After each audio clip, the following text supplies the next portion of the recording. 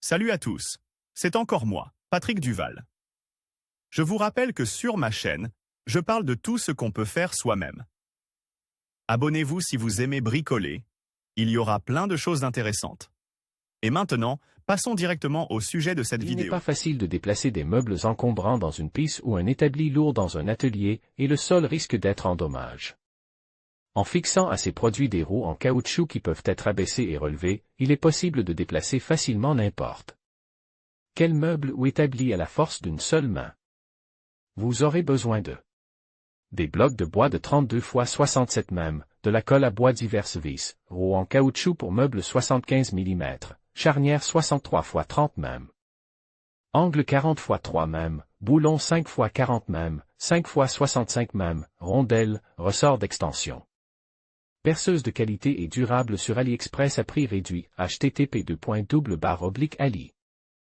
Pub 5ZWMXZ outils, Resmus, carotte, règle, marqueur, pince, perceuse, étau, coupe-boulon, lime plate, etc.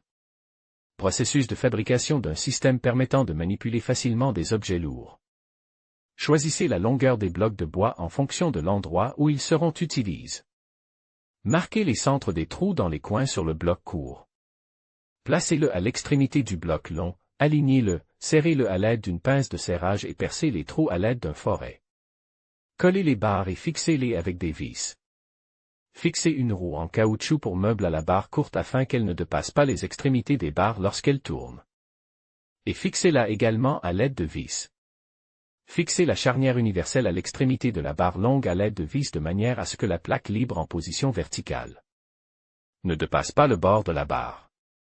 Découpez le verrou dans une piste d'angle de 40 x 3 mm selon le marquage et les dimensions données, éliminez les bavures, coupez les coins et arrondissez les bords à l'aide d'une lime.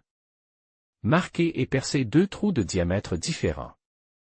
Disque longue durée pour meuleuse sur AliExpress à prix réduit, http://ali. Pub 61 bj.